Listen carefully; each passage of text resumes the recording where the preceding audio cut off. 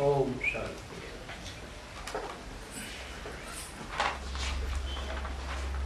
आज का रात्रि क्लास है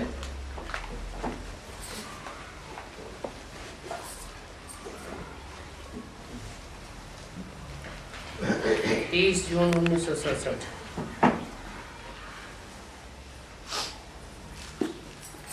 बच्चे जानते हैं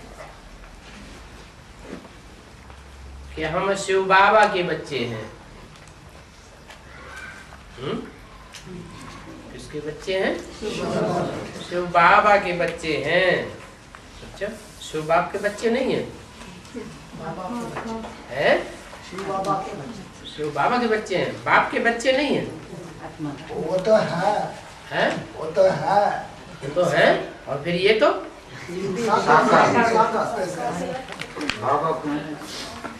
शिव बाबा के बच्चे हैं, भाई बहन भी बनते हैं। शिव बाबा के बच्चे हैं और फिर भाई बहन भी बनते हैं, तब जबकि बाबा ब्रह्मा द्वारा अडॉप्ट करते हैं, तब भाई बहन बनते हैं। इसको ही कहा जाता है मुखवंशावली। किसको? जब ब्रह्मा द्वारा अडॉप्ट करते हैं तब कहा जाता है मुखवंशावली। यहाँ पर कुखवंशावली की बात नहीं है। यहाँ पर माना कहाँ पर?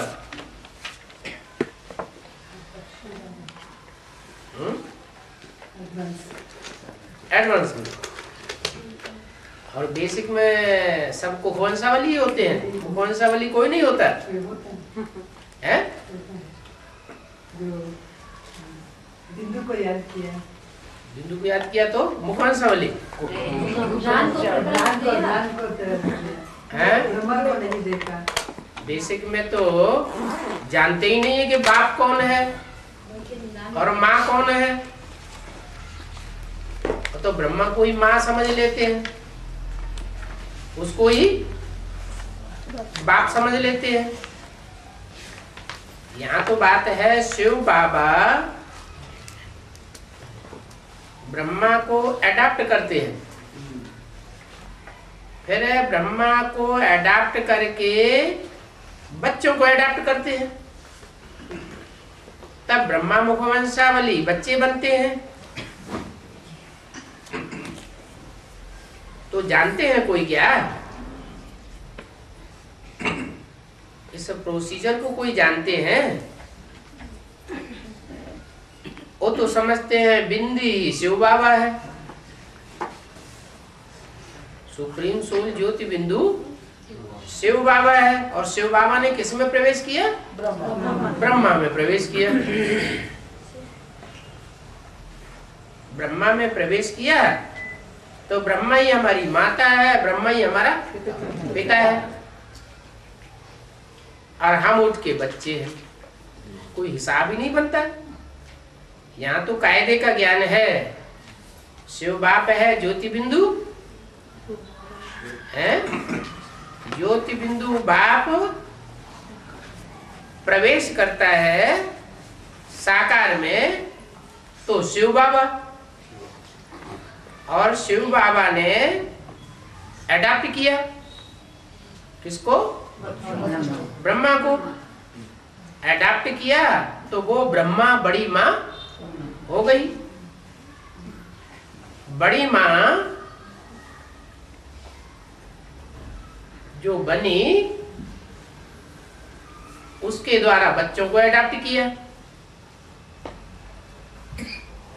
बच्चे जो अडॉप्ट हुए वो ब्रह्मा कुमार कुमारी हुए। उन्हें ब्रह्मा कुमार कुमारी कहें या प्रजापिता ब्रह्मा कुमार कुमारी? सिर्फ ब्रह्मा कुमार कुमारी कहें। प्रजापिता ब्रह्मा कुमार कुमारी, लेकिन जानते नहीं थे। कब? यज्ञ के आदि। अभी अभी हम बड़े बच्चे हो गए, पहले छोटे छोटे बच्चे थे, नहीं जानते थे। अभी हम जानते हैं कि कौन प्रजापिता, कौन शिव बाप, कौन ब्रह्मा। फिर ब्रह्मा ने जिसको अपना टाइटल दे दिया, किसको दिया? दादा लेखराज ब्रह्मा को। तो जिसको टाइटल दे दिया वो भी क्या हुआ? वो भी ब्रह्मा हुआ। और फिर बाप भी चला गया, माँ भी गई और बाप भी गया। पहले बाप गया कि पहले माँ गई? पहले बाप गया, फिर माँ भी गई। तो शिव बाप ने किसी में प्रवेश किया?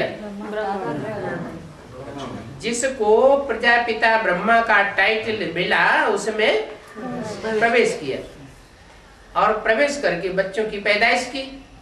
लेकिन ये सब किसी की बुद्धि में आता नहीं है।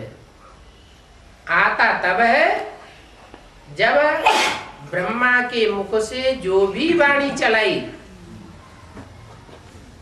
उस वाणी का क्लैरिफिकेशन बाप आकर के देते हैं। किसके द्वारा क्लैरिफिकेशन देते हैं? वही आदि का मुकर्रर रथ जिसमें पहले पहले प्रवेश किया था, पहले पहले प्रवेश किया था, उसी में फिर प्रवेश करते हैं। और प्रवेश करके फिर जो भी वाणी चली है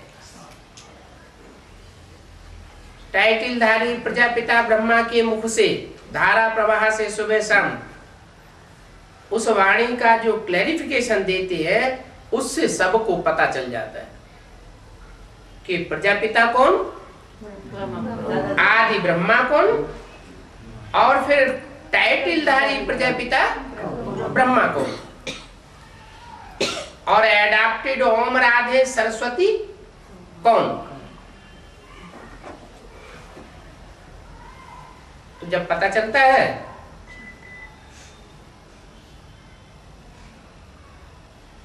कि आदि में जो माता थी वही दोबारा जन्म लेकर आती और उसके द्वारा टाइटलधारी ब्रह्मा को प्रवेश करके जगत माता का पाठ बजाना होता है। तो मुरली में तो बता दिया, यह ब्रह्मा वास्तव में तुम्हारी जगदम्बा है। किसके लिए बोला? यह ब्रह्मा माने कौन ब्रह्मा? दादा लेखराज ब्रह्मा, दाढ़ी मूछ वाला। वास्तव में यह तुम्हारी जगदम्बा है, परंतु तन पुरुष का है। तो पुरुष तन कन्याओं माताओं के अंदर की दुख तकलीफों को कैसे समझेगा? इसलिए ओम राधे माता निमित्त बनी हुई है।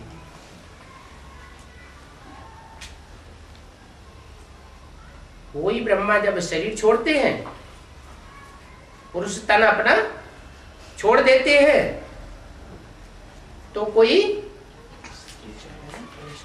माता के तन में प्रवेश करते हैं। माता के तन में प्रवेश करते हैं कि कन्या के तन में प्रवेश करते हैं? माता के तन में प्रवेश करते हैं। फिर इसमें प्रवेश करते हैं, वो वही माता है जो यज्ञ के आदि में आदि माता का पाठ बजाती है। उसमें आदि माता का पाठ, आदि माता वही फिर जगदम्बा। तो ब्रह्मा का दाढ़ी मूछ वाला तन नहीं पूजा जाता है। जो भी दाढ़ी मूछ वाले होते हैं वो सब क्यों नहीं पूजे जाते? दुर्योधन दुशासन पुरुष तन है, दाढ़ी मूछ क्यों होती है? द्वापर युग से जब विकारी बनते हैं, विपरीत कर्म करने वाले बनते हैं, तो निशानी आ जाती है दाढ़ी मूंछ की। पहले देवताओं को ये निशानी नहीं थी। तो जो दुर्योधन दुशासन वृत्ति वाले हैं वो स्वर्ग की स्थापना नहीं कर सकते। भले बोला है माता गुरु, माताओं के द्वारा स्वर्ग के गेट का ओपनिंग कराते हैं, माताएं स्वर्ग का द्वार बनती है। लेकिन ब्रह्मा का तन पुरुष तन, उनके द्वारा स्वर्ग के गेट की ओपनिंग नहीं करा सकते। स्वर्ग का गेट ओपनिंग करने में वो रूप जिसने सहन शक्ति का बड़े से बड़ा पार्ट बजाया, वो मूर्ति चैतन्य रूप में जब तक रहती है तब तक नई दुनिया स्वर्ग के उद्घाटन के निमित्त नहीं बन सकती। कब बनती है? जब वो आत्मा वो ये आदि माता में प्रवेश करती है। उससे पहले प्रवेश से पहले करती है माता में या पहले पिता में प्रवेश करती है? पहले पिता में, पहले तो पिता, प्रजापिता का टाइटल तो था ना, किसके पास चला गया? दादा लेखराज ब्रह्मा के पास। तो टाइटल वापस करना पड़ेगी नहीं है? तो प्रवेश कर जाता है किसमें? जिसमें प्रवेश करता है उसे क्या कहते हैं भक्ति मार्ग में? नहीं, नाम क्या है? दक्ष प्रजापति। नहीं, चंद्रमा प्रवेश करता है तो नाम क्या देते हैं? चंद्रमौली। मौली माने माथा, चंद्रमा ना, चंद्रमा, जिसके मस्तक पर चंद्रमा विराजमान है। तो पिता के रूप में पहले बच्चों के सामने प्रत्यक्ष होता है कौन? शिव बाबा, जिसने ब्रह्मा के द्वारा बड़ी माँ का पार्ट बजाया। सवाल ये है कि दादा लेखराज ब्रह्मा के द्वारा बड़ी माँ का पार्ट क्यों बजाया? सहन शक्ति वाली माता का पार्ट क्यों बजाया? आदि माता के द्वारा क्यों नहीं बजा दिया?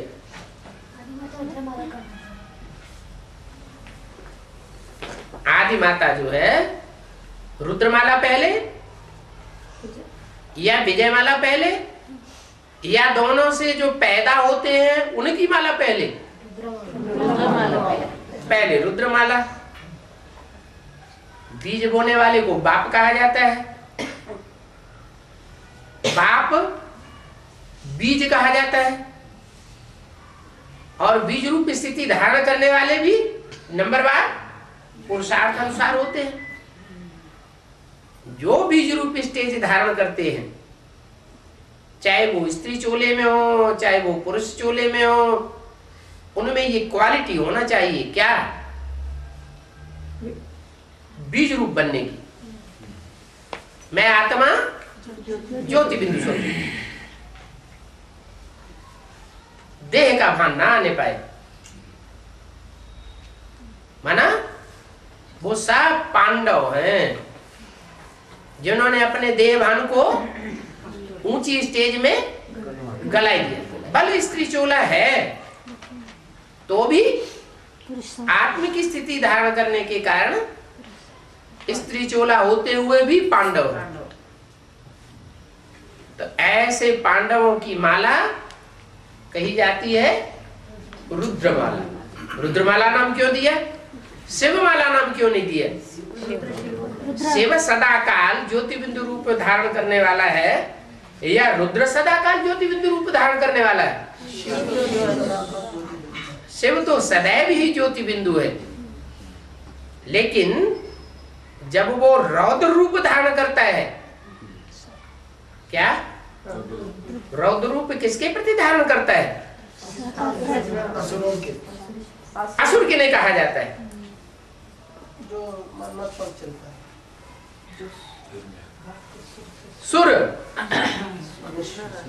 जो सुर में सुर मिला के चलते हैं वो सुर। किसके सुर में सुर मिला के चलते हैं? बाप ने जो कुछ बोला, जो भी श्रीमत दी, उस श्रीमत में सुर मिला के चलते हैं। ऐसे नहीं सिर्फ बोलते हैं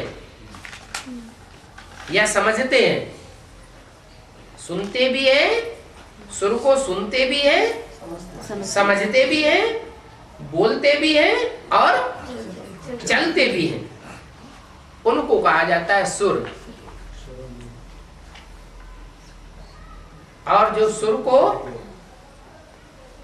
सुनते भी नहीं है, क्या वो अपने आप बोलते रहते हैं, मुरली चलती रहती है और वो आपस में खुश करते रहते हैं,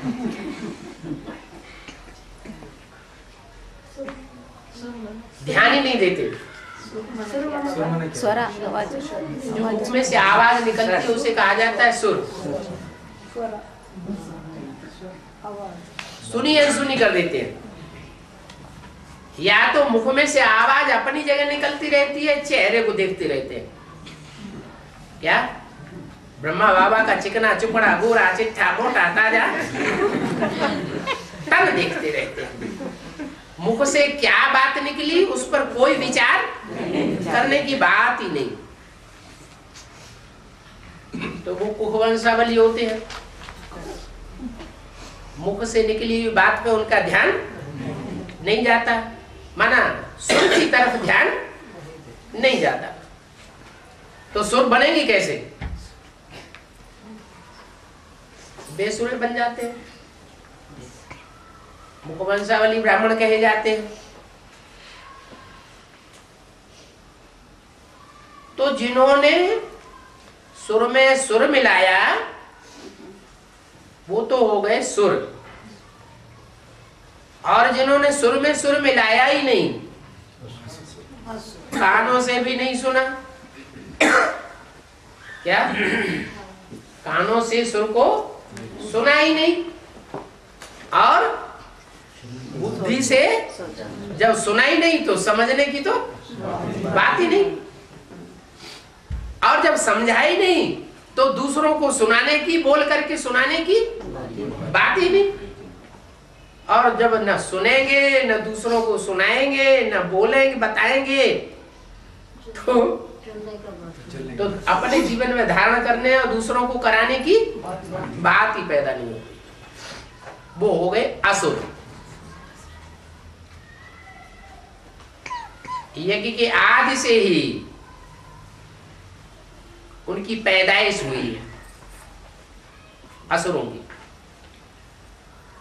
पहले कौन पैदा होते हैं? पहले असुर पैदा होते हैं कि पहले सुर पैदा होते हैं? अष्टदेव पहले पैदा होते हैं कि राक्षसों की पैदाइश पहले होती है? पहले असुर पैदा होते हैं। क्या यज्ञ के आदि में दो माताएं थीं प्रजापति को,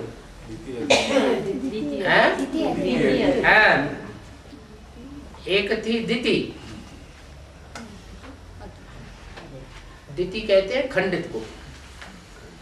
क्या माता तो है लेकिन खंडित माता, माना प्योरिटी खंडित। और एक है अदिति। अदिति माना अखंड। क्यों? षष्ठी की जब आदि होती है तो भी कोई अखंड माता रही होगी। कौन? कन्याकुमारी के रूप में गायन है। एक कुमारी कन्याकुमारी और दूसरी अधर कुमारी। षष्ठी के आदि में भी दो माताओं का गायन। आदि की दो माताएं, कन्याकुमारी और अधर कुमारी। संगम युग में दोनों ही कुमारी गाई जाती है, एक संपूर्ण कुमारी और एक अर्ध कुमारी। अर्ध कुमारी क्यों?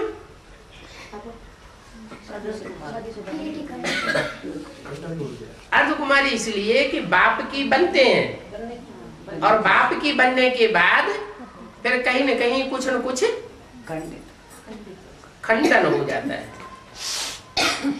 तो खंडित होने के कारण वो अखंड कुमारी आधी कुमारी रह जाती, फिर आधी रह गई तो माता हो जाती। खंडन किसके द्वारा होता है? स्वयं खंडित होती है। कोई भी कन्या माता स्वयं खंडित होती है या कोई करते हैं खंडित? करते हैं। खंडित की जाती है, खंडित होती नहीं। कन्याएं माताएं, खास करके जो भारत की कन्याएं माताएं हैं, वो सब क्या है? खंडित की जाती है। नहीं, सब होता की जाती है। जो भी भारत की कन्याएं माताएं हैं वो सब क्या है? गौ है, गौ स्वभाव की है।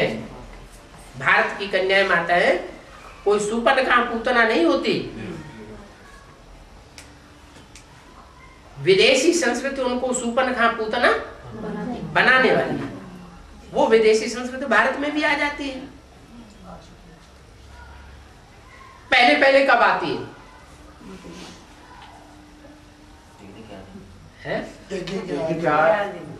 अच्छा, वो तो यज्ञ की बात हुई।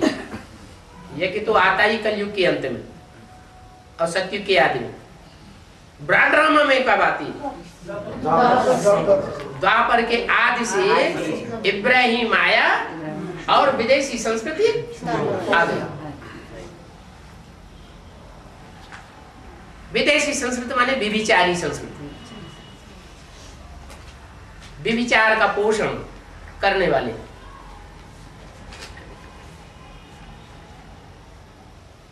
तो दो माताएं हैं, एक दिति और एक अदिति। दिति से दैत्य पैदा हुए, अदिति से अद्वैत पैदा हुए। एक बाप दूसरा न कोई। यज्ञ के आदि में अदिति से जो अद्वैत पैदा हुए पहले पहले, उनका नाम पड़ता है अष्टदेव।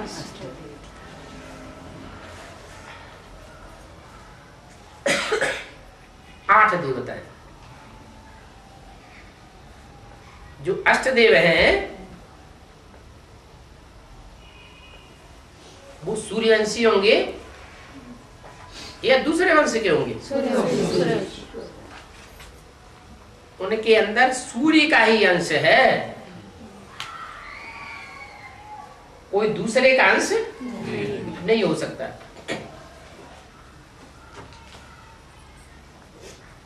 अब सूर्य का ही अंश है तो एक जैसा अंश है या नंबरवार होगा? कोई भी बाप के बच्चे पैदा होते हैं, भले औरस संतान है, बाप का ही बच्चा है, किसी और से दृष्टिवृत्ति का कनेक्शन नहीं हुआ है, कर्मेंद्रियों का भी कनेक्शन नहीं हुआ है, वाचा से भी रज रज के बातें नहीं हुई है, फिर भी जो पहलौटी की संतान होती है उसमें पावर जास्ती होती है। फिर दूसरा बच्चा होता है, ताकत थोड़ी कम हो जाती है। ऐसे जितने जितने बच्चे पैदा होते जाते हैं ताकत कम होती जाती है। तो 8 बच्चे वो ऐसे हैं जो हैं तो नंबरवार, लेकिन फिर भी हैं किसकी औलाद? सूर्य की औलाद है। वो सुर को पकड़ने वाले हैं। क्या? कान से धारण करने वाले हैं। उनकी दृष्टि में और कोई दुनिया में नहीं समाता। एक बाप दूसरा न कोई। वाचा से महिमा करेंगे तो एक की करेंगे, एक के मुकाबले किसी और की महिमा उनके मुख से उतनी महिमा उतनी। वैसे तो सभी को गुण देखते हैं, लेकिन जो एक की महिमा बुद्धि में भरी होती है वो दूसरे के लिए नहीं हो सकती। अष्टदेव वो तो हो गए देव कोटि के, सुर कोटि के। फिर पहले कौन पैदा हुए हैं? वो असुर कौन? आदि में भी असुर पहले होते हैं, और जब एडवांस ज्ञान निकलता है तो भी असुर पहले पैदा होते हैं।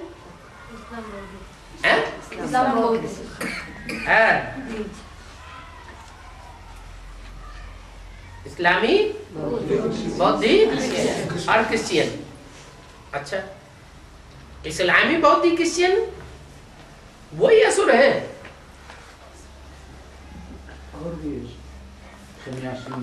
नहीं, वो तो बाद वाले हैं।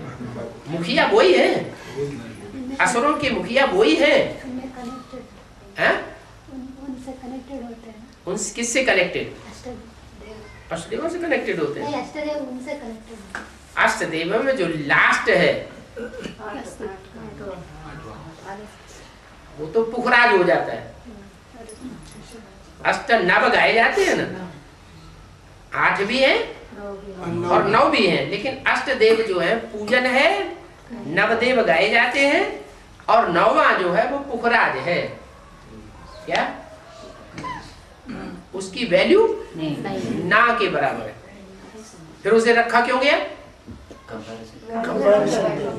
जो दूसरे देवताएं हैं उन देवताओं से कंपैरिजन करने के लिए रखा गया कि उन देवताओं की कितनी कितनी वैल्यू है और उसकी वैल्यू नहीं है। जो सबसे ज्यादा वैल्यूबल होता है तो अंगूठी में बीच में रखा जाता है, और फिर जो नंबर बार कम वैल्यू वाले हैं वो सब आसपास रखे जाते हैं। तो हीरा तो सबसे अलग हो गया है। फिर नंबर 1 वैल्यूबल जो और 8 बचे वो नंबर बार हो जाते हैं। तो अष्टदेवों की तो ये बात हो गई। होते तो बाद में पैदाइश है, लेकिन नष्टदेव जो पहले पैदा होते हैं वो किससे पैदा होते हैं? दिति से पहले ही पैदा हो जाते हैं। उनकी संख्या कितनी है? 100 है? 100 क्या संख्या? 100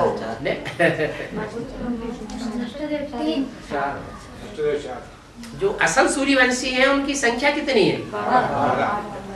12 संख्या है। 8 तो प्योर है सूर्यवंशी, और में 4 ऐसे हैं जो नष्टदेव भी कहे जाते हैं।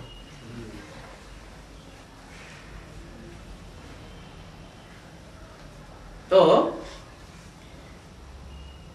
नष्टदेवों में जिनकी गिनती है वो संसार का सृजन करते हैं, कंस्ट्रक्शन करते हैं या डिस्ट्रक्शन करते हैं। उनकी बुद्धि ही ऐसी बनी हुई है। कैसी? जो भी संकल्प चलाएंगे नेगेटिव चलाएंगे, और नेगेटिविटी में ही वो कल्याण समझते हैं।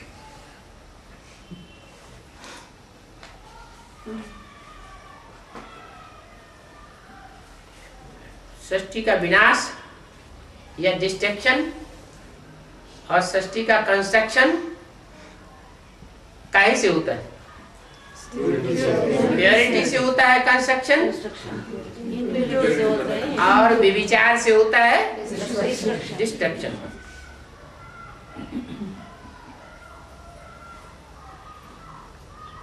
दुनिया के मुख्य 4 बीज हैं।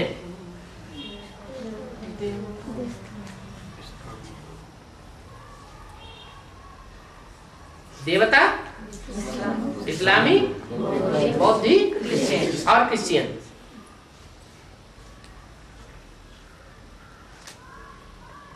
देवता में मुख्य देवता कौन? देवदेव महादेव। वो तो बड़े महादेव हो गए। उनके लिए कहा जाता है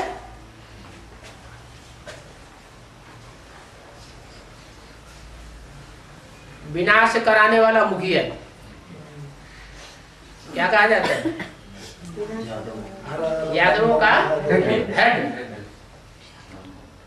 यादव ही तो डिस्ट्रक्शन कराते हैं, यादव ही तो एटम बम बनाते हैं।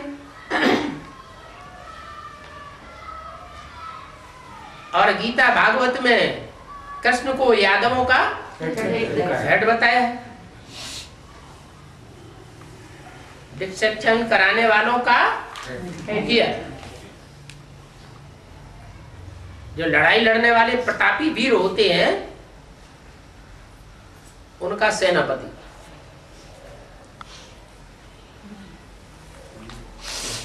यहाँ रूहानी मिलिट्री में सेनापति कौन है? शंकर। एक होती है जिस्मानी लड़ाई और एक होती है रूहानी लड़ाई। इसमें श्रेष्ठ लड़ाई कौन सी है और निकृष्ट लड़ाई कौन सी है? रूहानी लड़ाई लड़ना तो श्रेष्ठ बात है। ये है वाइब्रेशन की लड़ाई। सच्चा वाइब्रेशन होगा तो ऑटोमेटिक तीव्र गति से फैलेगा, और उसमें झूठ का अंश होगा तो उतनी तीव्रता से वो संसार में फैल नहीं सकता। तो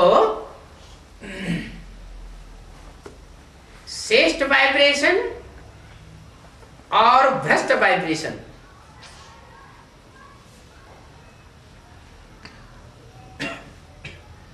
निकृष्ट वाइब्रेशन,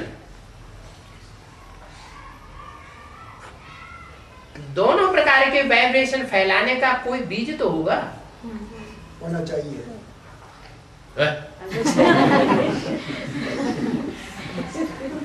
वो बीज कौन?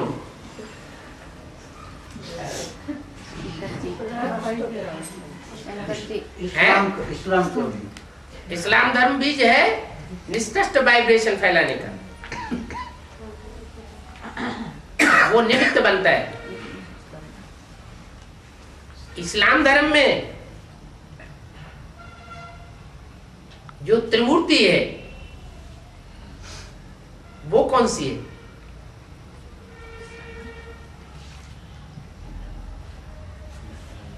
इस्लाम धर्म की भी कोई त्रिमूर्ति होगी या नहीं होगी? वो कौन है?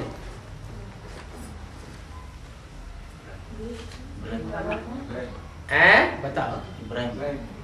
इब्राहिम जो ऊपर से आता है,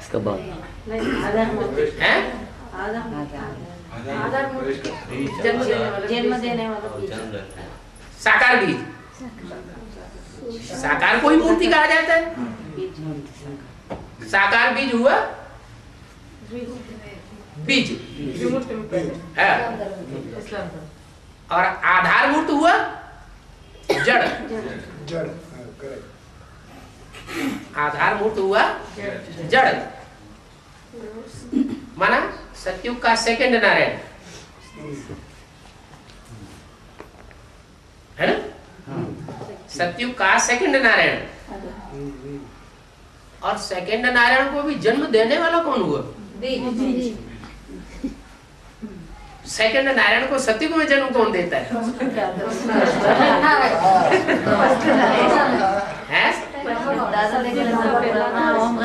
कृष्ण की सोल। कृष्ण की सोल देती है सेकंड नारायण को जन्म। और कौन सी सोल देती है फर्स्ट नारायण को जन्म? नंबर 2 खराब माना जाता है, नंबर 2 का माल अच्छा माना जाता है?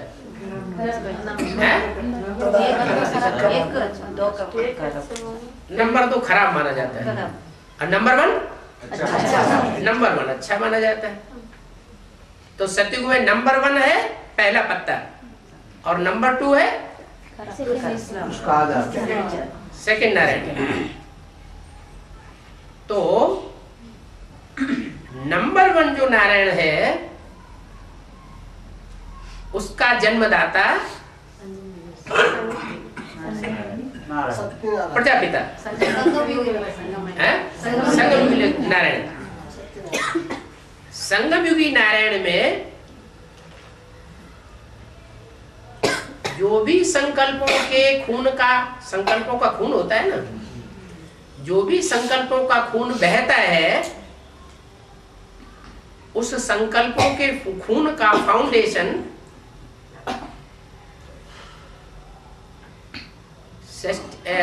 संगम युग के आदि में श्रेष्ठ पड़ता है या संगम युग के मध्य में श्रेष्ठ फाउंडेशन पड़ता है या अंत में श्रेष्ठ फाउंडेशन पड़ता है? आदि में श्रेष्ठ फाउंडेशन पड़ता है,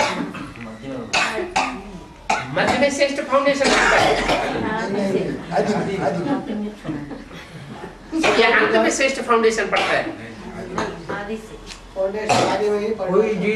कोई चीज होता है वो पहले सतो प्रधान में, कोई भी चीज होती है तो पहले सतो प्रधान होती है। जो भी चीज होती है वो जब धरणी में बोई जाती है, धरणी में जब कोई चीज बोई जाती है तो बीज के ऊपर है बात, सतो प्रधान है, रजो प्रधान है, बीज जैसा है वैसी पैदाइश होती है। कहते हैं ब्रह्मा के संकल्प से सृष्टि रची गई, पसंद नहीं आई खत्म कर दी। तो बीज कैसा रहा होगा? अच्छा है बीज अच्छा नहीं रहा होगा ना। संकल्पों का बीज प्यूरिफाई, बीज को प्यूरिफाई करते हैं कि नहीं? आजकल बीज कैसा बोते हैं? प्यूरिफाई करते हैं, उससे ढेर सारा पैदाइश होती है, अच्छी हाइब्रिड है। पहले नहीं होता था और अभी हाइब्रिड होता है। तो यहाँ भी संकल्पों का श्रेष्ठ बीज बोना, यहाँ भी तो फाउंडेशन पड़ता होगा। ये संकल्पों के बीज का श्रेष्ठ फाउंडेशन सृष्टि के आदि में बोने होता है या मध्य में बोना होता है या अंत में संकल्पों का श्रेष्ठ बीजारोपण होता है? आदि में होता है। अगर आदि में होता है तो आदि में जो सृष्टि बने ब्राह्मणों की श्रेष्ठ सृष्टि होनी चाहिए। वो तो पहले ही वाली बारी में कैंसिल कर दी है और राम फेल ही हो गया है। टेस्ट में फेल है। अच्छा, फर्स्ट में फेल हो, सेकंड में तो पास हो जाना चाहिए। दूसरी बार जो ब्राह्मणों की सृष्टि रची जाए उसमें तो पास होना चाहिए है? स्वर्णम संगम युग के बाद क्या अभी दूसरी बार की बात हो रही है। दूसरी बारी जो सृष्टि रची जाए उसमें तो श्रेष्ठ होना चाहिए है? क्यों? उसमें तो बाप प्रत्यक्ष हो गया। आदि में तो बाप प्रत्यक्ष नहीं हुआ, ज्ञान क्लियर नहीं था, ज्ञान जो है पूरा ज्ञान नहीं था तो टूट पड़े। वो तो बात छोड़ दो, चलो माफ किया, छोड़ दो, वो सृष्टि कैंसिल कर दी। लेकिन फिर दूसरी बार जो हुआ 76 में बाप प्रत्यक्ष हुआ ना। सारी दुनिया में नहीं, सारी दुनिया में नहीं, सही कुछ आत्माओं में तो प्रत्यक्ष हुआ। हाँ, जिनमें प्रत्यक्ष जब प्रत्यक्ष हुआ बाप, तो बाप जब प्रत्यक्ष हुआ, उस बाप के स्वरूप को पहले पहले जिन्होंने जाना वो पूरा पूरा नहीं जाना, इसलिए पूरे पूरे सहयोगी भी नहीं बन सकते। जैसा पहचाना वैसे सहयोगी बने। स्वार्थ युक्त सहयोगी बने होंगे या निस्वार्थ सहयोगी बने होंगे? स्वार्थ के सहयोगी बने कि हमारा नाम बाला हो जाएगा। कोई तो उनमें ऐसे भी हो खुद ही भगवान बन के बैठ गए उसी समय। क्या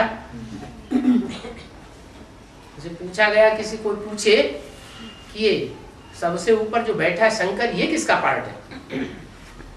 तो चारों में से कोई क्या कोई हो सकता है? नहीं, उनका कहना समझाना, माना हम भी हो सकते हैं। वो पार्ट शिव शंकर भोलेनाथ का हमारा ही पार्ट है। क्यों क्यों बुद्धि में बैठता है? इसलिए बैठ जाता है कि वो चौथा नंबर उनका डिक्लेयर होता है। ब्रह्मा के 4 पुत्र पैदा हुए, मानसी षष्ठी से जो 4 पुत्र पैदा हुए, उनमें चौथा नंबर कौन से धर्म से कनेक्टेड हुआ? क्रिश्चियन धर्म से। और दुनिया का प्रैक्टिकल में विनाश कराने वाला कौन सा धर्म बनता है? क्रिश्चियन धर्म प्रैक्टिकल में सारी दुनिया का विनाश करने वाला बन जाता है। तो जो विनाशकारी मूर्ति है उसका नाम क्या होना चाहिए?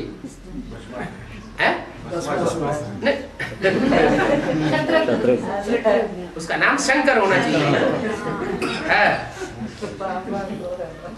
तो जो भस्मासुर बनते हैं वो अपने को इस रूप में शंकर समझ के बैठ जाते हैं। शंकर समझते हैं तो शंकर की ही एक्टिविटी करेंगे। ऐसी एक्टिविटी करने से भस्मासुर बन जाते हैं।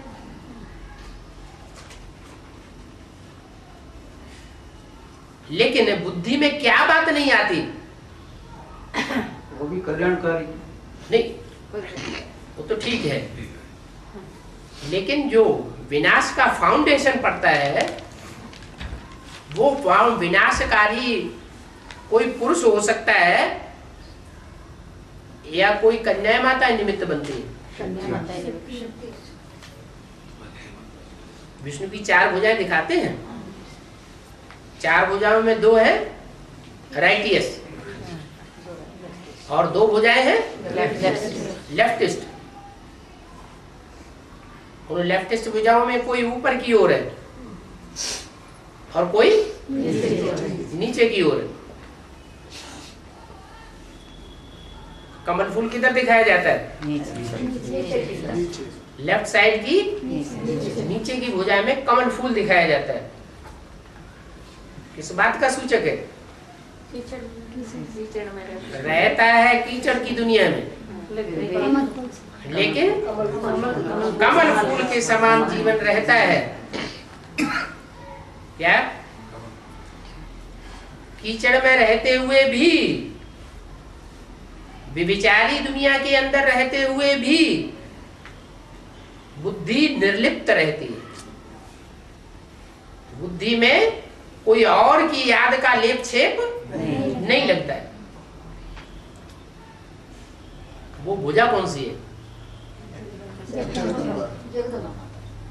वो एक ही पार्टधारी ऐसा है कि इस संसार में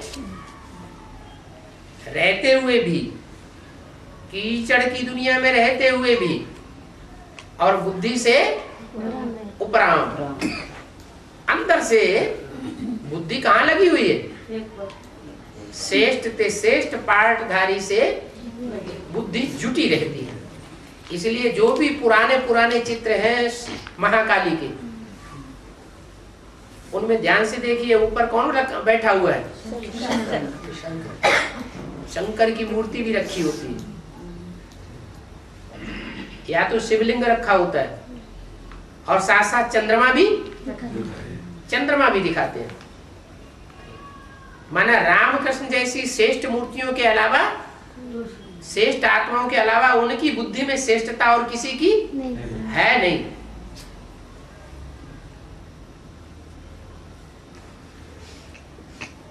फिर ये असुर पैदा कहां से हुए?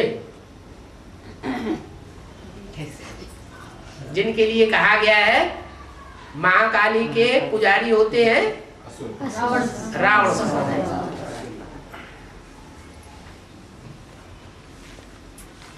वो महाकाली की बुद्धि में स्थापना कर लेते हैं। माना जैसे बताया है कि जो सन्यासी होते हैं वो गौ मुख में हाथ डालते हैं, बुद्ध रूपी हाथ किस में पड़ा रहता है? गौ के मुख में पड़ा रहता है। क्या? जो भगवान का मुकर्रर रथ है उसमें बुद्धि नहीं जाती। बुद्ध रूपी हाथ कहाँ जाता है? गौ मुख में जाता है। कोई गौ है स्वभाव संस्कार से सीधी साधी, बरगलाया जाता है किसको? सीधे साधे स्वभाव संस्कार वाले को बरगलाया जाता है या तीक्ष्ण स्वभाव संस्कार वाले को बरगलाया जाता है? सीधा साधा स्वभाव जिसका होता है उसको बरगलाना बहुत बहुत सहज होता है। तो ये आसुरी जो संप्रदाय है जिन्होंने पहले पहले जन्म लिया, किससे? दिति से, वो दैत्य बन गए। सृष्टि के आदि में भी पहले पहले जन्म लिया था और जब 76 होता है तो भी वो मौजूद होती है। कौन है? दिति।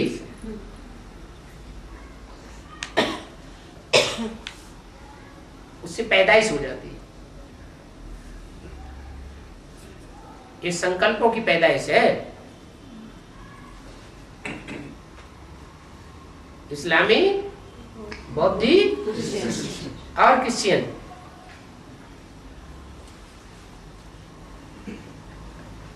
जो आदि में थे वो अंत में भी, एडवांस पार्टी की शुरुआत में भी होते हैं। और जब 12 मणकों की प्रत्यक्षता होती है तो भी ये प्रत्यक्ष हो जाते हैं, निमित्त बन जाते हैं। सूर्यवंशी में कैसे निमित्त बन जाते हैं? इतनी ग्लानि करने के निमित्त बनते हैं तो भी निमित्त बन जाते हैं।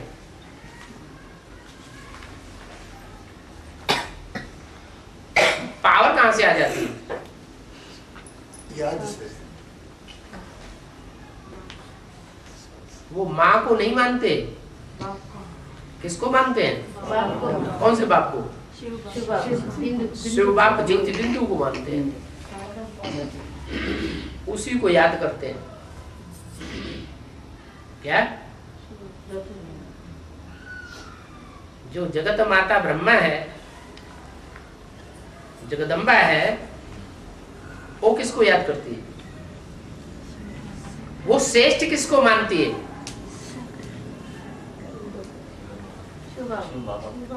है? नहीं, श्रेष्ठ और निष्कृष्ट तो सवाल तब पैदा होता है जब साकार में हो। बिंदी को श्रेष्ठ और निष्कृष्ट थोड़ा ही कहा जाता है। तो जगदम्बा का जो पार्ट है, सतो प्रधान स्टेज है जगदम्बा, तामसी स्टेज महाकाली। वो संसार में किसको श्रेष्ठ मानती है? कृष्ण वाली आत्मा को ज्ञान पूरा न होने के कारण श्रेष्ठ मानती है। क्यों? ये तामसी बुद्धि है या कन्या की बुद्धि है? कन्या सतो प्रधान होती है या माता सतो प्रधान होती है? कन्या सतो प्रधान होती है।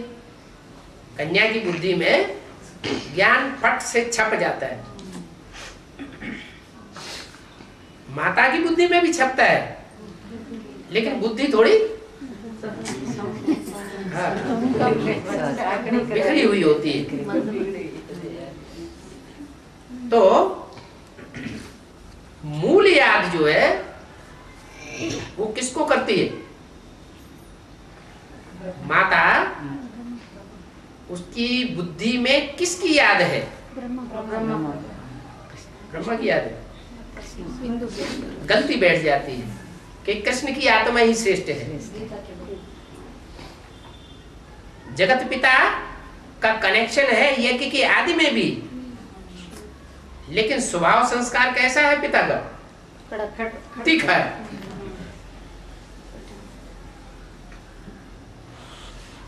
और शिव जब आते हैं तो समान रूप से दोनों में प्रवेश होता है। कौन दोनों में? माँ में भी प्रवेश होता है, भक्ति मार्ग का फाउंडेशन पड़ जाता है, और बाप में भी प्रवेश होता है, ज्ञान मार्ग का फाउंडेशन पड़ जाता है। तो पहला ब्राह्मण कौन हुआ? है? पहला ब्राह्मण किसका बच्चा? ब्रह्मा का बच्चा है। ब्रह्मा बाबा का, आदि माता का बच्चा हो गया। आदि माता का ब्रह्मा बच्चा हो गया। तो माता को थोड़ा ईमान तो रहेगा, ये बच्चा किसका है? मेरा बच्चा है।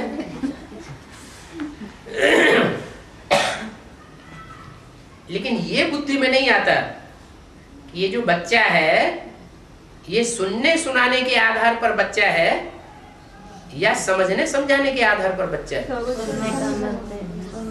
सुनने के आधार पर बच्चा है, और सुन करके फिर इसने सुनाया है। इसलिए ब्राह्मणों की सृष्टि का पहला बच्चा है, पहला ब्राह्मण है तो पहला जरूर देवता बनेगा। पहला देवता है तो जरूर पहला क्षत्रिय, फिर जरूर पहला वैश्य। अच्छा, अगर वो पहला वैश्य है तो इब्राहिम कौन है? दूसरा हो गया। अव्वल नंबर कौन है और दोयम नंबर कौन है? सेकंड नंबर है? Ibrahim second number. इब्राहिम कौन से नंबर का है? वैश्य। सेकंड। वो तो सेकंड नंबर हो गया। फिर अव्वल नंबर वैश्य कौन हुआ? कैसे? पहला ब्राह्मण है, पहले देवता, पहला विश्व से बनता है वैश्य। क्या विश्व क्या है?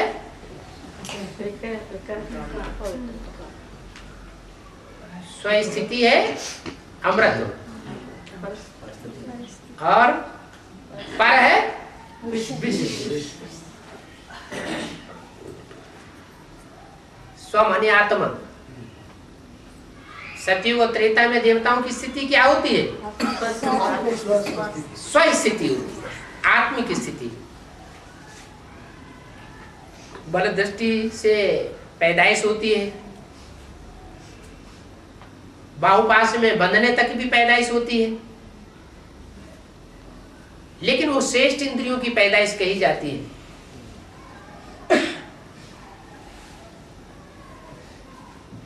जो संकल्पों की शक्ति है, वाइब्रेशन की जो पावर है, तीक्ष्णता है, वो ऊपर की ओर जाने वाली रहती है,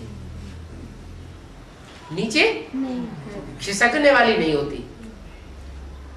और जैसे ही दो पुर शुरू होता है, वैसे ही जो धरणी है, माता है, वो खींच लेती है। किसको? है? वो ड्रामा बना हुआ है। पहले वाइब्रेशन की सृष्टि, लक्ष्मी नारायण से राधा कृष्ण का जन्म काहे से होता है? वाइब्रेशन से। फिर दृष्टि से सृष्टि, सतयुग में। फिर बहुपास थोड़ा नीचे उतरा। आखिर नीचे उतरना तो है ही, उतरना है या नहीं उतरना है? उतरना तो है ही। तो धरणी जो है वो खींच लेती है। किसको खींचती है?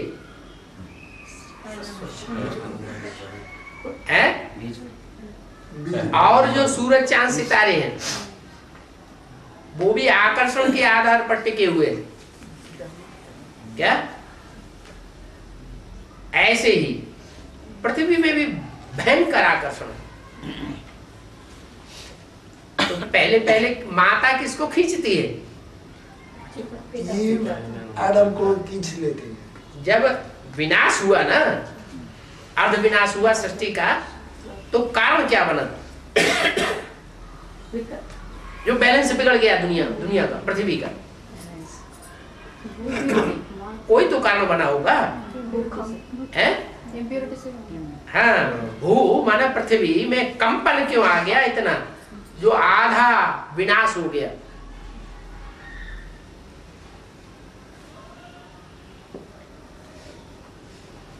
जो वाइब्रेशन है, वो वाइब्रेशन जो ऊर्ध्व गति को जाने वाला था वो नीचे उतरने लगा। भ्रष्ट इंद्रियों तक पहुंच गया। शक्ति जो है वो नीचे जानी है, निम्नगामी हो गई। वो शक्ति जो निम्नगामी हो गई, बस उसी से सारा बैलेंस बिगड़ना शुरू हो गया। इब्राहिम आया तो उसने विचार फैला दिया, क्योंकि वो तो जानते ही नहीं है कि सतयुग त्रेता में सृष्टि ऐसी होती है जहां राधा की दृष्टि कृष्ण में, कृष्ण की दृष्टि राधा में, राम की दृष्टि सीता में, सीता की दृष्टि राम में ही गिरती है और किसी में जाती नहीं। उनकी बुद्धि में ये बात होती नहीं। वो तो आते हैं और आते ही दृष्टि का प्रदूषण, वृत्ति का, दृष्टि का, कर्मेंद्रियों का प्रदूषण फैलाना शुरू कर देते। तो वहां से धरणी जो है वो आकृष्ट होने वाली बन जाती है देह की तरफ। आत्माएं देह की तरफ आकृष्ट हो गई। धीरे धीरे आत्मा भूल गई। जब आत्मा भूलने लगी, देखा कि आत्मिक स्थिति खत्म हो रही है, दृष्टि लगातार नीचे जा रही है, तो ऋषियों मुनियों ने चिंतन किया। चिंतन करके कोशिश की कि आत्मिक स्थिति टिकी रहे, तो उन्होंने टीका लगाने की प्रथा शुरू की। बिंदी लगाए माताएं, उनकी आत्मा छोटी बिंदी और पुरुषों की आत्मा बड़ी बिंदी। माना वो थोड़ी स्त्री जाति को उन्होंने कमजोर आत्मा समझा और पुरुषों को ज्यादा पावरफुल समझा। तो प्रयास किया किस बात का? आत्मिक स्थिति में टिकने का। लेकिन झूठे प्रयास से क्या सच्चाई आ जाएगी? प्रयास तो झूठा है। ये तो पता ही नहीं कि आत्मा ज्योति बिंदु है। ज्योति बिंदु आत्मा का तो पता ही नहीं चला। बिंदी भी लगाई, वो मोटी मोटी बिंदी। बाबा तो फिर भी कहते हैं कि बिंदी लगाएं तो छोटा सा सफेद स्टार की बिंदी लगाएं। बाबा को तो असली रूप का पता है, इसलिए मुरली में बोल दिया। लेकिन जो देह अभिमानी मनुष्य, जो बड़े बड़े ऋषि मुनि आचार्य शुरुआत में थे, जितनी सात्विक बुद्धि थी, उस आधार पर उन्होंने वहां तक चिंतन किया। भ्रमोर मध्य, भ्रुकुटी के मध्य में आत्मा निवास करती है, तो वहां ध्यान करना चाहिए। वो अंगुष्ठाकार है। क्या? हाँ, अंगूठा मिसल है। तो वो आत्मिक स्थिति का चिंतन जो है, तो जिसने भी ये बात निकाली होगी उसकी बुद्धि में ज्यादा बैठेगी आत्मिक स्थिति की बात, या जिन्होंने उसको फॉलो किया होगा उसकी बुद्धि में ज्यादा बैठेगी? जिन्होंने ये बात निकाली होगी उनकी बुद्धि में जास्ती बैठती है। आत्मिक स्थिति में उनकी प्रैक्टिस ज्यादा रहती है। तो जिन जिन सूर्यवंशियों की आत्मिक स्थिति में रहने की प्रैक्टिस ज्यादा रही थी संगम युग में भी, वो ही फिर द्वापर युग से लेकर के कलयुग अंत तक भी आत्मिक स्थिति में रहने के कारण सच्चाई को ज्यादा पकड़ते हैं।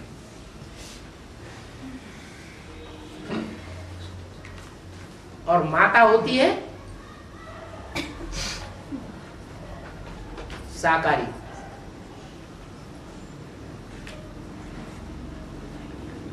पुरुष होते हैं निराकारी। बुद्धि तीव्र होती है, माताओं की बुद्धि उतनी तीव्र नहीं होती। तो जो आदि में जगत माता थी वो अंत में भी उन बच्चों के प्रभाव में आ जाती है जो यज्ञ के आदि में माता को बरगलाने वाले थे। अंत में भी वो द्वापर युग के आदि में भी वही बीज रूप आत्मा निमित्त बन जाती है। संसार बढ़ता है, पहले भारत फिर माता और चकड़ी चौड़ी हो गई। दुनिया में अनेक धर्मों का सृजन हुआ, अनेक धर्म पिताएं आए। उन धर्म पिताओं की बीज रूप आत्माओं ने उनके शरीर का जन्म दिया। क्या आत्माएं तो आती है ऊपर से, लेकिन किस शरीर में प्रवेश करती है? जिन आधार मूर्तों में प्रवेश करती है वो आधार मूर्त उन्हीं बीजों से जन्म लेते हैं। क्या? और उन बीजों को भी जन्म देने वाला कोई बाप है। तो दुनिया में जो भी अच्छा है और जो भी बुरा है उसका मूल बीज कहां से है? एक ही है, प्रजापिता। वो जब परिष्कृत है, क्या जब बिंदु को याद करते करते बुद्धि परिष्कृत हो जाती है तो स्वर्ग बनता है। और बच्चे रूपी देह को याद करते या संसर्ग संपर्क में आते आते नीचे गिर जाती है तो नरक बनता है। जो भी नर हैं उनमें पहला नर कौन है? प्रजापिता। तो व्यास कौन बनता होगा? वो व्यास बनता है। द्वापर युग जब शुरू होता है तो वी माने विशेष आसमान बैठ खास करके बैठ जाता है शास्त्रों की रचना करने के लिए। ऐसा करो, वैसा करो, वैसा करो। राजा विक्रमादित्य अपने बच्चे को भी बताएगा, क्या शिव का लिंग स्थापन करके ऐसे ऐसे पूजा करो, लाल पत्थर बनाओ, उसमें हीरा जड़ो, उसको याद करो। इतना होने के बावजूद भी बुद्धि में ये नहीं आता कि आत्मा का स्वरूप क्या है और आत्मा के बाप शिव ज्योति बिंदु का स्वरूप क्या है। एक्यूरेट नहीं आता। आएगा कैसे? है? सवाल ही पैदा नहीं होता। बुद्धि तो देह में चली गई। बुद्धि कहां चली गई? 5 तत्वों से बने हुए शरीर में चली गई। आत्मिक स्थिति खलास होने लगी। आत्मिक स्थिति जो है वो देह की तरफ आमादा हो गई। तो जो ऊर्ध्वगामी देवताओं की बुद्धि थी वो निम्नगामी होने से सारा पतन शुरू होता है। जरूर पहले पहले कोई तो निमित्त बनता होगा। कौन बनता है निमित्त? प्रजापिता निमित्त बनता। मुसलमानों ने और क्रिश्चियंस ने एक कहानी बना दी है। क्या कहानी बना दी? कि जब जन्नत बनी तो जन्नत की रचना जब हुई तो खुदा ने आदम और ईव को थोड़ा सतर्क किया कि देखो तुम इस बाड़ी का फल नहीं खाना। बाड़ी माना बाग, ये शरीर क्या है? बाग है। और इसका ये फल अगर तुमने खाया, उसका नाम उन्होंने दिया है गंदुम। क्या? गंदुम। गंदुम माना गेहूं। तो गंदुम, गेहूं को गंदुम कहते हैं। गेहूं की जो आकृति है वो स्त्री के अंग जैसी होती है। अगर तुमने ये फल खाया तो तुम स्वर्ग से, जन्नत से दो जग में आ जाओगे। होते होते सुख भोगते भोगते बहुत समय बीत गया।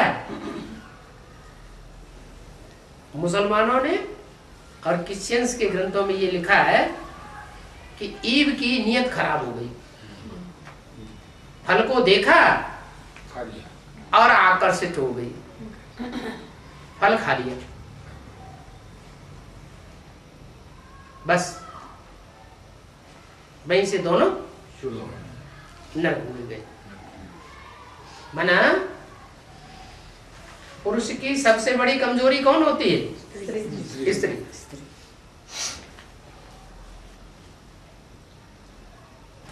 वहां से पतन शुरू हो गया।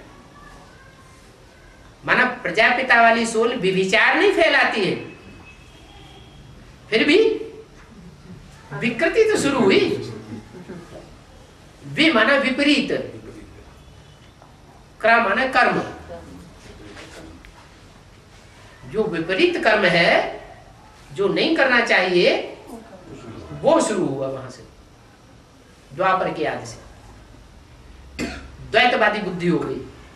जो बुद्धि लगना चाहिए आत्मा की चिंतन में, आत्मा की स्मृति में, स्वयं स्थिति में, वो आत्मा की स्मृति जो है देह में जाने लगी। क्या? द्वैत में चली गई। और द्वैत में जब से बुद्धि चली गई तभी से दुनिया का पतन होता है। इसलिए बोला है राम ही रावण। जब अर्ध विनाश हुआ था तब भी कारण बन गया। एक तरफ इब्राहिम की सोल आई, उसने विचार फैला दिया। और जब संपूर्ण विनाश होता है तो भी कौन कारण बन जाता है?